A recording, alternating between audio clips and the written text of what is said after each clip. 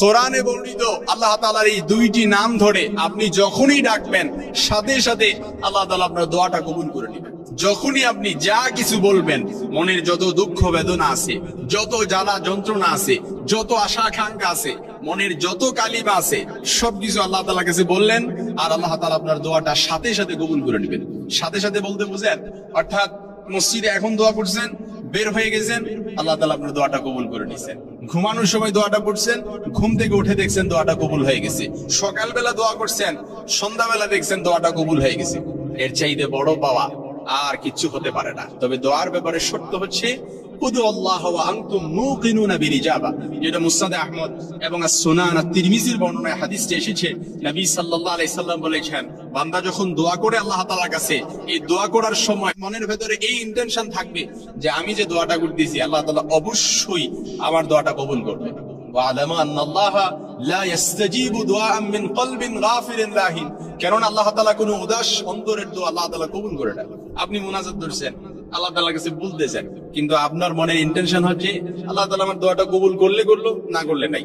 অর্থাৎ এইভাবে যদি আপনি উদাসীন হয়ে আল্লাহ তাআলার কাছে দোয়া করেন, আপনার দোয়াটা আল্লাহ তাআলা কবুল করবে না।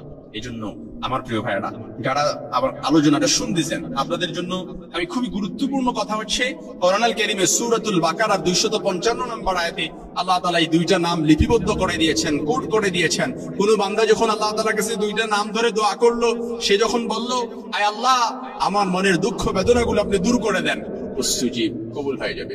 সে যখন বলল আয় আল্লাহ আমার আশা আকাঙ্ক্ষাগুলো আপনি কবুল করে নেন, উস্তুজিব, কবুল হয়ে যাবে। সে যখন বলল আয় আল্লাহ আমার মনের যত কালিমা আছে এই কালিমাগুলো আপনি মোচন করে দেন, উস্তুজিব, কবুল হয়ে গেল। অর্থাৎ আপনার মনের কি দুঃখ বেদনা এটা তো আমি জানি না, আমি হয়তো নামগুলো সিলেক্ট করে বলতে পারবো না, কিন্তু আপনি জানেন যে আপনার মনের ভেতরে কি আশা আকাঙ্ক্ষা আছে, সবগুলো আল্লাহ তাআলার কাছে বলবেন। সূরাতুল বাকারার 255 নম্বর আয়াত, যেটা আমরা সবাই জানি, পরিচিত আয়াত, আল্লাহু লা ইলাহা ইল্লা হুয়াল হাইয়ুল কাইয়্যুম। এই যে আল হাইয়্যু আল কাইয়্যুম, চিরঞ্জীব এবং চিরস্থায়ী, আল্লাহ তাআলা শুরু এবং শেষ, তিনি আদি তিনি অন্ত। এই আল্লাহ তাআলার এই দুইটা নাম আল হাইয়্যু আল কাইয়্যুম, আপনি যখন আল্লাহ তাআলার কাছে বললেন ইয়া হাইয়্যু ইয়া কাইয়্যুম, আয় আল্লাহ আপনি আমাকে মাফ করে দেন, উস্তুজিব, কবুল হয়ে যাবে। এই জন্য সবসময় মনে রাখবেন, বান্দা যখন আল্লাহ তাআলার কাছে দোয়া করে, ওয়া ইদা সাআলাকা ইবাদি আন্নী ফাইন্নী করিব উজিবু দাওয়াতাদ দাঈ ইদা দাআন। আল্লাহ তাআলা কোরআনুল কারীমে বলেন, আমার বান্দারা যখন নবী আপনার কাছে জিজ্ঞেস করে যে আমি কোথায়, আপনি তাদেরকে বলেন ফাইন্নী করিব, আমি তাদের অতি নিকটে, উজিবু দাওয়াতাদ দাঈ ইদা দাআন। বান্দা যখন আমার কাছে কোনো দোয়া করে আমি তাদের দোয়াটা অবশ্যই কবুল করি। এর চাইতে বড় পাওয়া, এর চাইতে বড় কথা আর কিছু হতে পারে? আপনি আল্লাহ তাআলার কাছে দোয়া করলেন, আল্লাহ তাআলা আপনার কবুল করলেন এই দোয়াটা। আপনি ঋণ মুক্তির জন্য আল্লাহ তাআলার কাছে দোয়া চাইলেন, ঋণ থেকে আল্লাহ তাআলা মুক্তি করে দিল। আপনি পেরেশানি থেকে মুক্ত হওয়ার জন্য আল্লাহ তাআলার কাছে দোয়া করলেন, পেরেশানি আল্লাহ তাআলা দূর করে দিল। আপনি যা কিছু বলবেন, অল এভরিথিং, সব কিছু আল্লাহ তাআলা কবুল করে নেবেন। তবে শর্ত হচ্ছে উদু আল্লাহ ওয়া আনতুম মুকিনুনা বিল ইজাবা। আমরা যেন আল্লাহ তাআলার কাছে একাগ্র চিত্তে দোয়া করি, কায়মানুবাক্যে দোয়া করি, ইখলাসের সাথে দোয়া করি। দোয়া করার ক্ষেত্রে অবশ্যই যেন আমরা আল্লাহ তাআলার কাছে একেবারে কায়মানুবাক্যে, একেবারে আল্লাহ তাআলার কাছে সুজা চিত্তে আল্লাহ তাআলার কাছে দোয়া করব, আয় আল্লাহ আপনি আমার দোয়াটা কবুল করেন। আপনি যদি না করেন আমাদের দোয়াটা কে কবুল করবে?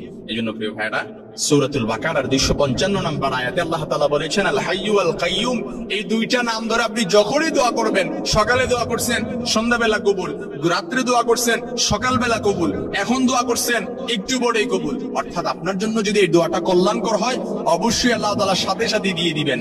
আর যদি না দেয়, তবে মনে রাখবেন এই দোয়া করাটা ছেড়ে দেয়া যাবে না। অর্থাৎ দোয়ার ব্যাপারে আপনার মূল স্পেসিফিক যে শর্ত, সেটা হচ্ছে দোয়া যদি আল্লাহ তাআলা কবুল না করে, এই দোয়াটা চালিয়ে যাওয়া। কেননা ইমাম ইবনুল কাইয়্যিম রাহিমাহুল্লাহ বলেছেন যে বান্দার দোয়া যখন আল্লাহ তাআলা কবুল না করে, এর ভেতরে আল্লাহ তাআলার একটা হিকমত রয়েছে।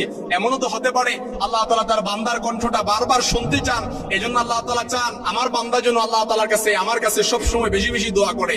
এজন্য মনে রাখবেন, দোয়া কবুল না করা মানে এই নয় যে আল্লাহ তাআলা আপনাকে পছন্দ করেন না। মনে রাখবেন, এটা অন্তরের ভেতরে পুঁথে রাখেন যে দোয়া কবুল না করা মানে যে আল্লাহ তাআলা আমার কণ্ঠটা বারবার শুনতে চান। আমাকে যে দোয়া করার তৌফিক আল্লাহ তাআলা দিচ্ছেন, এটাই তো সবচেয়ে বড় পাওয়া। এর চাইতে বড় পাওয়ার কিছু হতে পারে?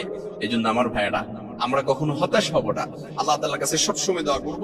আল্লাহ তাআলা আমাদের সকলের দোয়াগুলো কবুল করে নেন, সকলের দুঃখ যাতনাগুলো আল্লাহ তাআলা দূর করে দেন, মনের যত কালিমা আছে আল্লাহ তাআলা সবকিছু মোচন করে দেন।